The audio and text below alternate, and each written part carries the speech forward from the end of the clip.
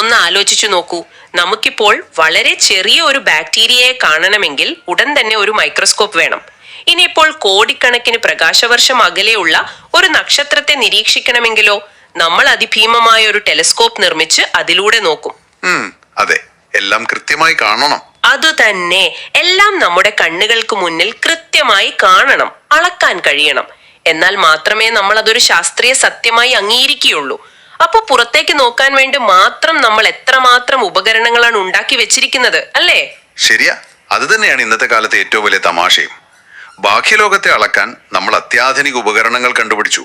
പക്ഷേ നമ്മുടെ സ്വന്തം ശരീരത്തിലെ ഹൃദയമിടിപ്പും ഉറക്കത്തിന്റെ നിലവാരവും അളക്കാൻ പോലും ഇന്ന് നമുക്ക് കയ്യിൽ ഒരു സ്മാർട്ട് വാച്ച് കെട്ടേണ്ട അവസ്ഥയാണ്.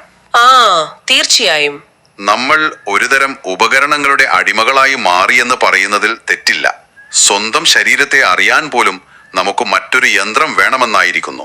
ഇവിടെയാണ് എന്നെ ശരിക്കും ചിന്തിപ്പിച്ചൊരു കാര്യം കടന്നു വരുന്നത്. നമ്മൾ ഇന്നത്തെ ഈ ഡീപ് ഡൈവിൽ പ്രധാനമായും പരിശോധിക്കുന്നത് വേദാദ്രി മഹർഷിയുടെ പ്രസിദ്ധമായ ചോദ്യോത്തര പരമ്പരയിലെ 3-ാം ഭാഗത്തിലുള്ള ചില ആശയങ്ങളാണ്. വളരെ ആഴത്തിലുള്ള ആശയങ്ങളാണത്. അതെ, അതിൽ സിദ്ധന്മാർ എന്ന് വിളിക്കപ്പെടുന്ന പ്രാചീന ജ്ഞാനികളെ കുറിച്ച് അദ്ദേഹം പറയുന്ന ചില കാര്യങ്ങളുണ്ട്.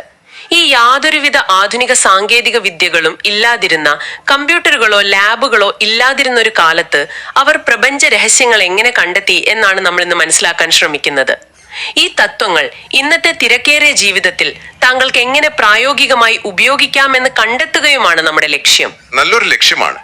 അപ്പോ ഞാൻ ചോദിക്കട്ടെ, മനുഷ്യ ശരീരത്തിലെ സൂക്ഷ്മമായ ഊർജ കേന്ദ്രങ്ങളെ കുറിച്ചും പ്രപഞ്ചത്തിന്റെ ഉത്ഭവത്തെക്കുറിച്ചും അവർ വളരെ കൃത്യമായി എഴുതി വെച്ചു.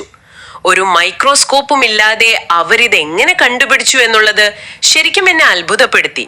സാധാരണയായി ഈ സിദ്ധന്മാരെന്ന വാക്ക് കേൾക്കുമ്പോൾ തന്നെ പലർക്കും അതൊരു മാന്ത്രികമോ അമാനുഷികമോ ആയ എന്തോ ഒന്നാണെന്ന് തോന്നലുണ്ട്.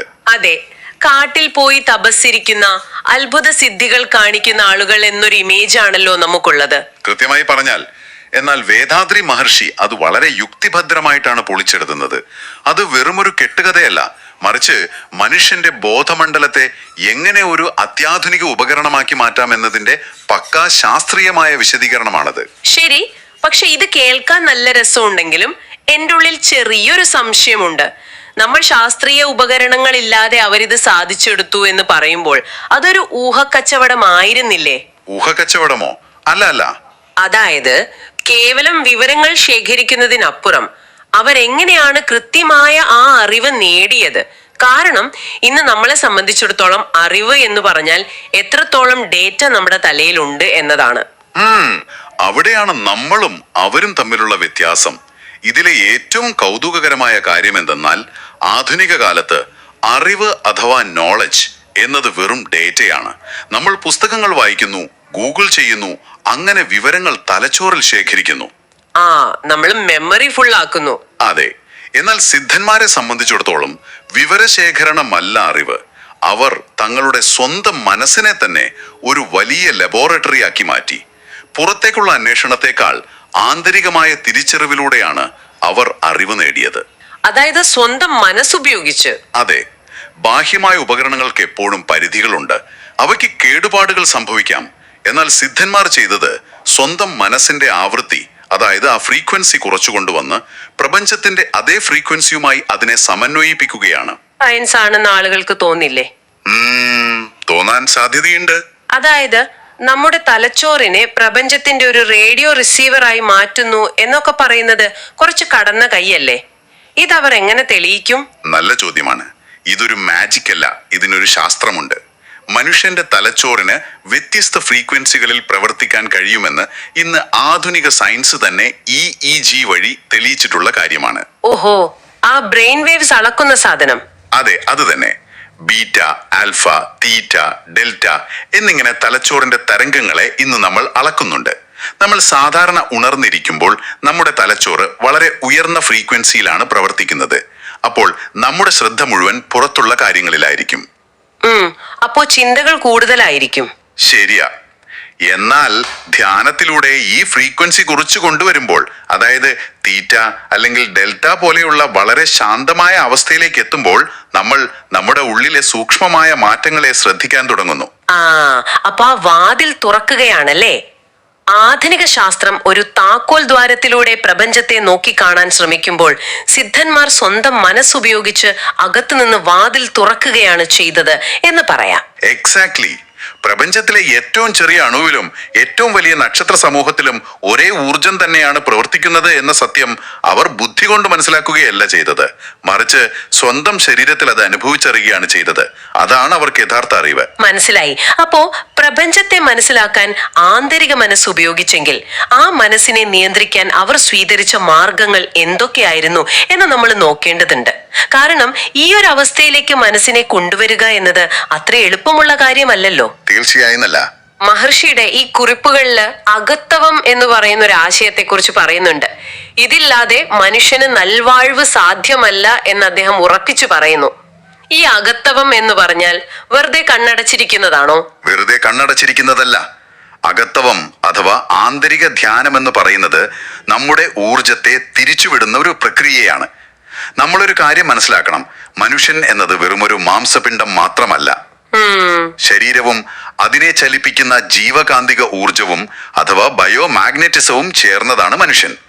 സാധാരണഗതിയിൽ നമ്മുടെ ഊർജം മുഴുവൻ 5 ഇന്ദ്രിയങ്ങളിലൂടെ പുറത്തേക്കൊഴുകുകയാണ്. അതായത് കാണുന്നതും കേൾക്കുന്നതും വഴി. അതെ, നമ്മൾ കാണുന്നു, കേൾക്കുന്നു, സംസാരിക്കുന്നു. ഇതിനെല്ലാം ഊർജം ആവശ്യമാണ്. നമ്മൾ ബാഹ്യലോകവുമായി ഇങ്ങനെ സമ്പർക്കം പുലർത്തുമ്പോൾ നമ്മുടെ ഉള്ളിലെ ജീവകാന്തിക ഊർജം അതിവേഗം നഷ്ടപ്പെട്ടുകൊണ്ടിരിക്കും. ഈ ഊർജത്തിന്റെ കണക്ക് പറയുമ്പോ എനിക്കൊരു ഉദാഹരണമാണ് ഓർമ്മ വരുന്നത്. അതായത് നമ്മുടെ ശരീരത്തിലെ ഈ ഊർജത്തെ ഒരു ബാങ്ക് അക്കൗണ്ട് പോലെ കാണാം, അല്ലേ? നമ്മൾ പുറത്തേക്ക് നോക്കുന്നതും സംസാരിക്കുന്നതും ഒക്കെ ഈ അക്കൗണ്ടിൽ നിന്നുള്ള പണം പിൻവലിക്കലാണ്. ശരിയായ ഉപമയാണ്. അപ്പോ ഈ അഗത്തവം എന്ന് പറയുന്നത് ബാങ്കിലേക്ക് തിരികെ പണം നിക്ഷേപിക്കുന്ന പരിപാടിയാണോ? കൃത്യമായി പറഞ്ഞു. അതുതന്നെയാണ് സംഭവിക്കുന്നത്. അഗത്തവം ചെയ്യുമ്പോൾ നാം ഈ ബാഹ്യമായ ഒഴുക്കിനെ തടയുകയും ശ്രദ്ധയെ പൂർണ്ണമായും സ്വന്തം ഉള്ളിലേക്ക്, സ്വന്തം ജീവശക്തിയിലേക്ക് തിരിച്ചുവിടുകയും ചെയ്യുന്നു. അപ്പോൾ ആ ഊർജം നഷ്ടപ്പെടുന്നതിന് പകരം ഉള്ളിൽ തന്നെ സംഭരിക്കപ്പെടുന്നു. നമ്മുടെ ബയോമാഗ്നറ്റിക് ഫീൽഡ് കൂടുതൽ ശക്തമാകുന്നു. ഓഹോ. അതുകൊണ്ടാണ് മനുഷ്യന്റെ മാനസികവും ശാരീരികവുമായ ആരോഗ്യത്തിന് ആന്തരിക ധ്യാനം അനിവാര്യമാണെന്ന് പറയുന്നത്. ശരി, അപ്പോ ഊർജം സംഭരിച്ചു. ഇനിയിപ്പൊ ഇത് വെച്ച് എന്ത് ചെയ്യും? കാരണം ഈ ആത്മീയത എന്ന് കേൾക്കുമ്പോൾ തന്നെ ലോകത്തിൽ നിന്നെല്ലാം മാറി നിൽക്കുന്ന, ഒരു സുഖവും അനുഭവിക്കാത്ത ഒരു വിരക്ത ജീവിതമാണ് ആളുകളുടെ മനസ്സിൽ വരുന്നത്. എന്നാൽ മഹർഷി മഹിൾ ഭോഗം എന്നൊരു കിടിലൻ ആശയം ഇതിൽ കൊണ്ടുവരുന്നുണ്ട്. മഹിൾ ഭോഗം. ഞാൻ ആദ്യം വിചാരിച്ചത് മഹിൾ ഭോഗം എന്നാൽ ഇന്ദ്രിയ സുഖങ്ങൾ മുഴുവൻ ആസ്വദിച്ച് അടിപൊളിയായി ജീവിക്കുക എന്നാണെന്നാണ്. എന്നാൽ അതല്ല എന്ന് മഹർഷി പറയുന്നു. പിന്നെ എന്താണ് ഈ മഹിൾ ഭോഗം? ഇന്ദ്രിയ സുഖങ്ങളാണോ അതോ കുടുംബജീവിതമാണോ? മഹിൾ ഭോഗം എന്ന വാക്കിനെ അദ്ദേഹം നിർവചിക്കുന്നത് വളരെ സന്തുലിതമായ ഒരു ജീവിത രീതിയായിട്ടാണ്. ആത്മീയത എന്ന് പറയുമ്പോൾ എല്ലാം ഉപേക്ഷിച്ച് പട്ടിണി കിടക്കുന്നതാണെന്ന് ഒരു തെറ്റിദ്ധാരണയുണ്ട്. അതെ, ഒരുപാട് പേർക്ക് അങ്ങനെ ഒരു ചിന്തയുണ്ട്. ഇന്ദ്രിയ സുഖങ്ങൾ അനുഭവിക്കാൻ പാടില്ല എന്ന് ഒരു സിദ്ധനും പറഞ്ഞിട്ടില്ല. എന്നാൽ ആ സുഖങ്ങൾ അനുഭവിക്കുമ്പോൾ നാം നമ്മുടെ പരിധികൾ ലംഘിക്കരുത്.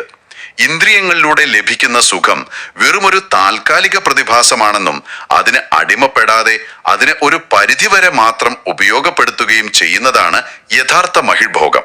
അതായത് ലിമിറ്റ് വിട്ടൊന്നും ചെയ്യരുത്. അതെ, ചുരുക്കത്തിൽ ജീവിതത്തിലെ സന്തോഷങ്ങളെ ആസ്വദിക്കുക, എന്നാൽ അതിൽ കുരുങ്ങിക്കിടന്ന് സ്വയം നശിക്കാതിരിക്കുക. ശരി, നമുക്കൊന്ന് വിശദമായി പരിശോധിക്കാം. അതിനായി അദ്ദേഹം വളരെ കൃത്യമായ 5 കാര്യങ്ങളിൽ നിയന്ത്രണം വേണമെന്ന് നിർദ്ദേശിക്കുന്നുണ്ട്. ഭക്ഷണം, അധ്വാനം, ഉറക്കം, ലൈംഗികത, ചിന്തകൾ. ഈ 5 കാര്യങ്ങളും അമിതമാകരുത് എന്നതാണ് നിയമം. ഈ 5 കാര്യങ്ങളും വളരെ പ്രധാനമാണ്.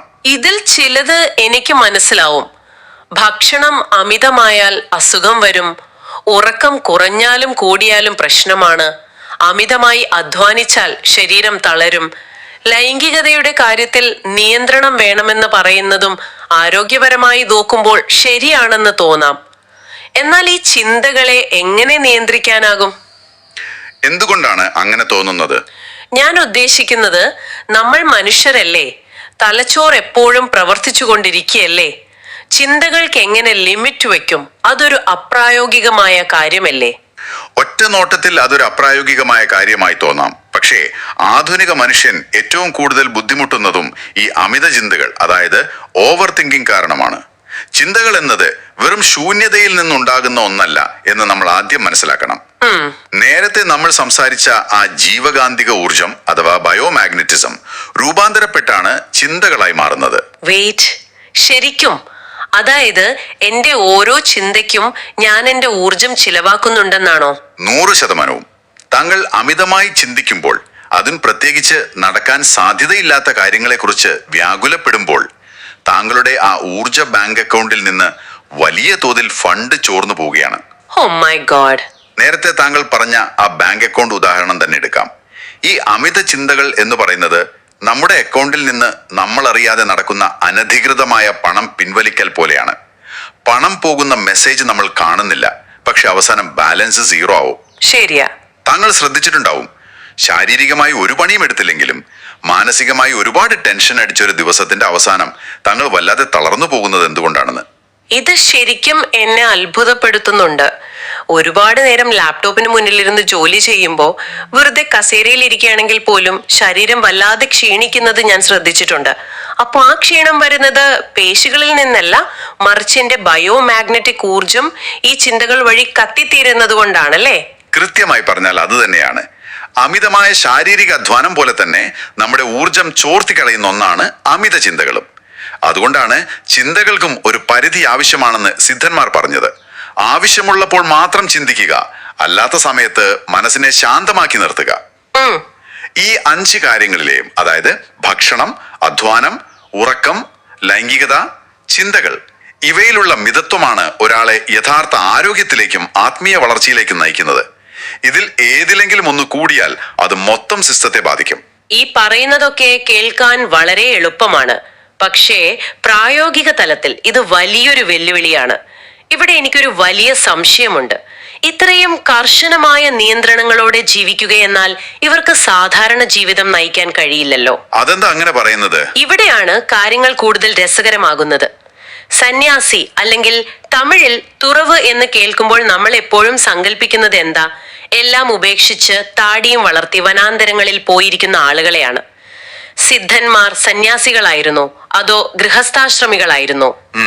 അതായത് സിദ്ധന്മാർ കുടുംബജീവിതത്തിൽ നിന്ന് ഒളിച്ചോടിയവരായിരുന്നോ അതോ എല്ലാ മാസവും കറണ്ട് ബില്ല് അടച്ചും കുട്ടികളെ സ്കൂളിൽ വിട്ടും വൈകുന്നേരം സൂപ്പർ മാർക്കറ്റിൽ പോയി സാധനങ്ങൾ വാങ്ങിക്കൊണ്ടും ഈ സന്യാസം പ്രാക്ടീസ് ചെയ്യാൻ പറ്റുമോ? എനിക്ക് വാക്വം ക്ലീനർ ഉപയോഗിച്ച് വീട് വൃത്തിയാക്കുന്ന സമയത്ത് ഉള്ളിൽ സന്യാസിയാകാൻ കഴിയുമോ? തീർച്ചയായും കഴിയും. അവിടെയാണ് നാം കാലങ്ങളായി വെച്ചു പുലർത്തുന്ന ഒരു വലിയ മിഥ്യാധാരണ തിരുത്തേണ്ടത്. യഥാർത്ഥത്തിൽ സന്യാസം അഥവാ തുറവ് എന്നാൽ കാട്ടിൽ പോയി തപസ്സിരിക്കലാണെന്നാണ് പലരും കരുതുന്നത്. എന്നാൽ വേദാത്രി മഹർഷി നൽകുന്ന വിശദീകരണം കേട്ടാൽ ആരും അതിശയപ്പെടും. എന്താണത്? സന്യാസം എന്നാൽ ഒരു സാധനവും ഉപേക്ഷിച്ച് ഒളിച്ചോടലല്ല, മറിച്ച് വസ്തുക്കളോടും വ്യക്തികളോടുമുള്ള അമിതമായ അടുപ്പം അഥവാ അറ്റാച്ച്മെന്റ് ഒഴിവാക്കലാണ്. ഈ അറ്റാച്ച്മെന്റ് ഒഴിവാക്കുക എന്ന് പറഞ്ഞാൽ പ്രാക്ടിക്കലി എന്താണ് അർത്ഥമാക്കുന്നത്? സ്വന്തം കുട്ടികളോട് സ്നേഹം പാടില്ല എന്നാണോ? ഒരിക്കലുമല്ല. സ്നേഹിക്കാം, സംരക്ഷിക്കാം, എല്ലാം ചെയ്യാം, പക്ഷെ അതിൽ കുരുങ്ങിക്കിടക്കരുത്. ഞാനൊരു ചെറിയ ഉദാഹരണം പറയാം. താങ്കൾ ഒരു വാടക വീട്ടിൽ താമസിക്കുന്നു എന്ന് കരുതുക. താങ്കൾ ആ വീട് വൃത്തിയായി സൂക്ഷിക്കുന്നു, അതിൽ സന്തോഷത്തോടെ ജീവിക്കുന്നു. അതെ.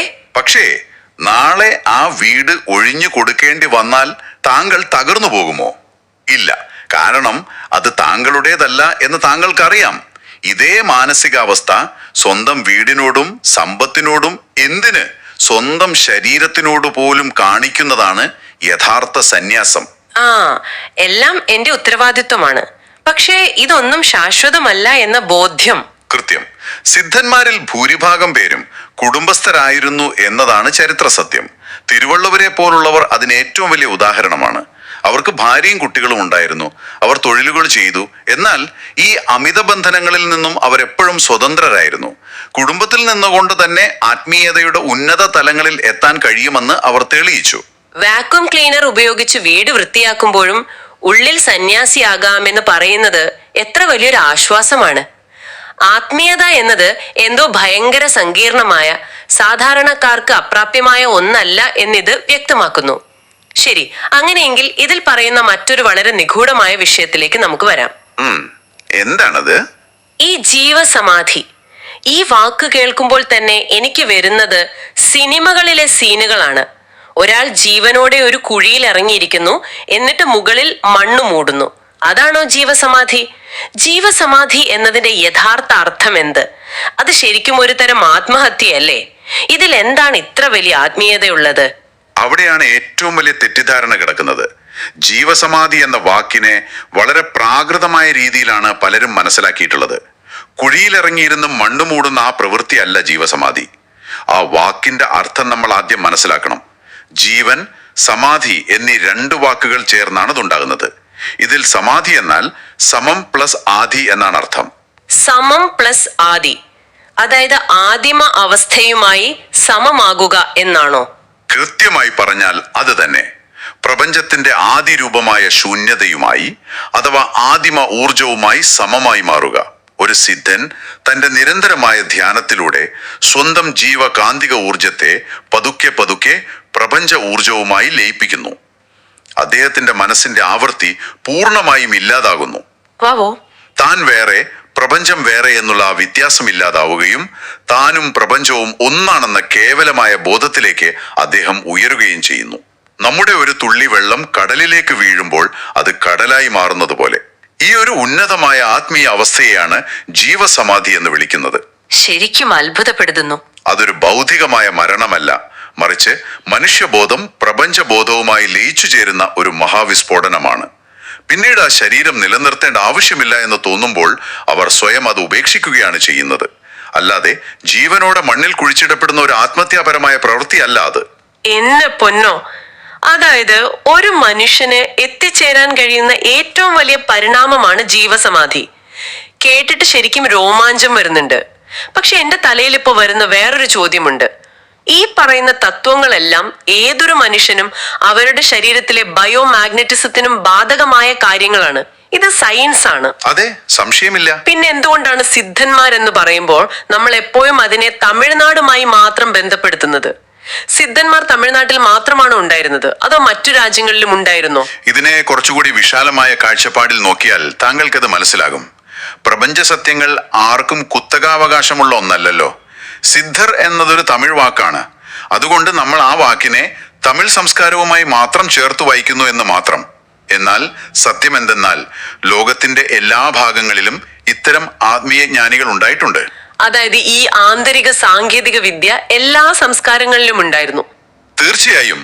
സ്വന്തം ഉള്ളിലേക്ക് നോക്കി പ്രപഞ്ച രഹസ്യങ്ങൾ കണ്ടെത്തിയ സൂഫി സന്യാസിമാരെ കുറിച്ച് നമ്മൾ കേട്ടിട്ടില്ലേ?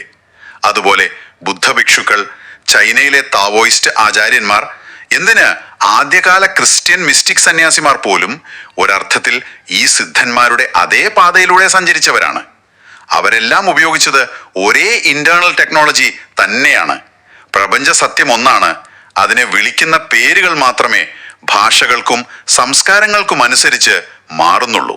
അതുകൊണ്ട് ഇതെല്ലാം എന്താണ് അർത്ഥമാക്കുന്നത്? മനുഷ്യരാശിക്ക് മുഴുവൻ ഈ ആന്തരിക സാങ്കേതിക വിദ്യ പരിചിതമായിരുന്നു. അങ്ങനെയെങ്കിൽ വളരെ സ്വാഭാവികമായും ചോദിക്കാൻ തോന്നുന്ന ഒരു കാര്യമുണ്ട്. കുടുംബത്തിൽ നിന്നുകൊണ്ട് തന്നെ ആത്മീയ ഉന്നതി നേടാൻ കഴിയുന്ന, അമിത ചിന്തകളിൽ നിന്നും മോചനം നൽകുന്ന ഈ മഹത്തായ ജീവിത രീതി എന്തുകൊണ്ടാണ് ഇന്ന് നമ്മൾ പിന്തുടരാത്തത്? അതൊരു നല്ല ചോദ്യമാണ്. എന്തുകൊണ്ടാണ് സിദ്ധന്മാരുടെ ഈ മഹത്തായ ജീവിത രീതി ഇന്ന് പൂർണ്ണമായും വിസ്മരിക്കപ്പെട്ടു പോയത്? ഈ ആന്തരിക സാങ്കേതിക വിദ്യ നാം മറന്നുപോയത് എന്തുകൊണ്ടാണ്? അതിന്റെ പ്രധാന കാരണം മനുഷ്യന്റെ മുൻഗണനകൾ മാറിയതാണ്. വ്യാവസായിക വിപ്ലവത്തിനും ആധുനിക വിദ്യാഭ്യാസത്തിനും ശേഷം നമ്മൾ എല്ലാറ്റിനും ഭൗതികമായ തെളിവുകൾ അന്വേഷിക്കാൻ തുടങ്ങി. കണ്ണുകൊണ്ട് കാണാത്തതൊന്നും സത്യമല്ല എന്നൊരു ചിന്താഗതി വ്യാപകമായി. ശരിയാ, എല്ലാം ലാബിൽ പ്രൂവ് ചെയ്യണം. അതെ, സിദ്ധന്മാരുടെ അറിവുകൾ ആന്തരികമായ അനുഭവങ്ങളായിരുന്നു. അത് മറ്റൊരാൾക്കൊരു മൈക്രോസ്കോപ്പിലൂടെ കാണിച്ചു കൊടുക്കാൻ കഴിയുന്നതായിരുന്നില്ല. അതുകൂടാതെ കാലക്രമേണ മനുഷ്യന്റെ ശ്രദ്ധ പൂർണ്ണമായും ബാഹ്യലോകത്തേക്ക്, അതായത് ഭൗതികമായ നേട്ടങ്ങളിലേക്ക് മാത്രം തിരിഞ്ഞു. കൂടുതൽ പണം, കൂടുതൽ അധികാരം, കൂടുതൽ സൗകര്യങ്ങൾ. ഇപ്പോ മൊബൈൽ ഫോണും ഇന്റർനെറ്റും കൂടിയായപ്പോൾ അത് പൂർണ്ണമായി. അതെ, ഇന്ന് നമ്മുടെ ശ്രദ്ധ പിടിച്ചു പറ്റാൻ വേണ്ടി കോടിക്കണക്കിന് ഡോളറുകളുടെ വ്യവസായങ്ങളാണ് പുറത്തു നടക്കുന്നത്. സോഷ്യൽ മീഡിയയും പരസ്യങ്ങളും എല്ലാം നമ്മുടെ ആ ജീവകാന്തിക ഊർജത്തെ പുറത്തേക്ക് വലിച്ചെടുക്കുകയാണ്. അങ്ങനെ ബാഹ്യലോകത്തിന്റെ തിളക്കത്തിൽ ആന്തരിക ലോകത്തേക്കുള്ള വഴി നമ്മൾ മറന്നുപോയി എന്ന് പറയുന്നതാകും ശരി. ശരിക്കും നമ്മൾ പുറത്തേക്ക് മാത്രം നോക്കാൻ ശീലിച്ചു പോയി അല്ലേ? 5 മിനിറ്റ് വെറുതെ ഇരുന്നാൽ ഉടനെ നമ്മൾ മൊബൈൽ ഫോൺ എടുത്ത് ഇൻസ്റ്റഗ്രാമിലോ മറ്റു സ്ക്രോൾ ചെയ്യാൻ തുടങ്ങും. നമ്മുടെ ഉള്ളിലേക്ക് നോക്കാൻ നമുക്ക് ഭയങ്കര പേടിയാണ്. യഥാർത്ഥ അറിവും സമാധാനവും കണ്ടെത്താൻ ബാഹ്യമായ ഉപകരണങ്ങളെക്കാൾ ആന്തരികമായ സന്തുലിതാവസ്ഥയാണ് ആവശ്യമെന്നതാണ് വേദാദ്രി മഹർഷിയുടെ ഈ കുറിപ്പുകൾ നമ്മെ ഓർമ്മിപ്പിക്കുന്നത് എന്ന് ഞാൻ വിശ്വസിക്കുന്നു. തീർച്ചയായും ഇത് കേവലം പഴയ ഒരു ചരിത്രമല്ല, മറിച്ച് ഇന്നത്തെ കാലത്ത് ഏറ്റവും കൂടുതൽ ആവശ്യമായ ഒരു സർവൈവൽ ഗൈഡാണ്. അതെ, ഈ അറിവുകൾ കേവലം വിവരങ്ങളായി മനസ്സിൽ സൂക്ഷിക്കാനുള്ളതല്ല, മറിച്ച് ജീവിതത്തിൽ പ്രാവർത്തികമാക്കാനുള്ളതാണ്. എല്ലാം ഉപേക്ഷിച്ച് കാട്ടിൽ പോകാനല്ല മഹർഷി പറയുന്നത്. ആ 5 കാര്യങ്ങളിലെ മിതത്വം, അതായത് ഭക്ഷണം, അധ്വാനം, ഉറക്കം, ലൈംഗികത, ചിന്തകൾ, ആ 5 കാര്യങ്ങൾ. അതെ, ഈ ഒരൊറ്റ കാര്യം നമ്മുടെ ജീവിതത്തിൽ കൊണ്ടുവരാൻ കഴിഞ്ഞാൽ ഇന്നത്തെ മനുഷ്യൻ അനുഭവിക്കുന്ന മാനസികവും ശാരീരികവുമായ പാതി പ്രശ്നങ്ങളും അവിടെ തീരും. നമ്മുടെ ഊർജം നമ്മൾ തന്നെ സംരക്ഷിക്കാൻ പഠിക്കണം. അത്രയുള്ളൂ കാര്യം. താങ്കളുടെ സ്വന്തം ജീവിതത്തിലേക്കൊന്ന് തിരിഞ്ഞു നോക്കാൻ ഇത് നമ്മെ പ്രേരിപ്പിക്കുന്നുണ്ട്. ഈ ചർച്ച കേട്ടുകൊണ്ടിരിക്കുന്ന താങ്കളോടാണ് എനിക്കിനി ചോദിക്കാനുള്ളത്. നമ്മൾ നേരത്തെ പറഞ്ഞ ആ 5 കാര്യങ്ങൾ, പ്രത്യേകിച്ച് ആ ചിന്തകളുടെ കാര്യം, ഇതിൽ ഏതിലാണ് താങ്കൾ ഇന്ന് അമിതമായി ഇടപെടുന്നത്? സ്വയം ചോദിക്കേണ്ട ചോദ്യമാണത്. അതെ, താങ്കളുടെ ആ വിലപ്പെട്ട ഊർജ ബാങ്ക് അക്കൗണ്ടിൽ നിന്നും എവിടെയൊക്കെയാണ് അനാവശ്യമായി ചോർച്ച സംഭവിക്കുന്നത്? ഈ ഒരു ചോദ്യം തീർച്ചയായും താങ്കളെ സ്വയം ചിന്തിപ്പിക്കും എന്ന് എനിക്ക് ഉറപ്പുണ്ട്. ഒടുവിലായി ഒരു കാര്യം കൂടി താങ്കളുടെ ചിന്തയ്ക്കായി വിടുകയാണ്. പ്രപഞ്ചത്തെ മുഴുവൻ മനസ്സിലാക്കാൻ സിദ്ധന്മാർക്ക് അവരുടെ സ്വന്തം മനസ്സ് മാത്രമായിരുന്നു ഏക ഉപകരണം. അവർക്ക് കോടിക്കണക്കിന് ഡോളർ വിലയുള്ള ടെലസ്കോപ്പുകളോ കമ്പ്യൂട്ടറുകളോ ആവശ്യമില്ലായിരുന്നു. അങ്ങനെയെങ്കിൽ ഇന്ന് കുറച്ചു നേരം താങ്കളുടെ ഫോണും ലാപ്ടോപ്പും മാറ്റിവെച്ച് തികഞ്ഞ നിശബ്ദതയിൽ താങ്കളുടെ സ്വന്തം ഉള്ളിലേക്കൊന്ന് നോക്കിയിരുന്നാൽ എന്തെല്ലാം പുതിയ രഹസ്യങ്ങളായിരിക്കും താങ്കൾ കണ്ടെത്താൻ പോകുന്നത്? പ്രപഞ്ചം മുഴുവൻ താങ്കളുടെ ഉള്ളിലാണെങ്കിൽ അതിനെ കണ്ടെത്താനുള്ള ഏറ്റവും മികച്ച ശാസ്ത്രീയ ഉപകരണം താങ്കൾ തന്നെയാണെങ്കിലോ? വെറുതെ ഒന്ന് പരീക്ഷിച്ചു നോക്കൂ. മറ്റൊരു വിഷയവുമായി നമുക്ക് വീണ്ടും ഈ ഡീപ് ഡൈവിൽ കാണാം.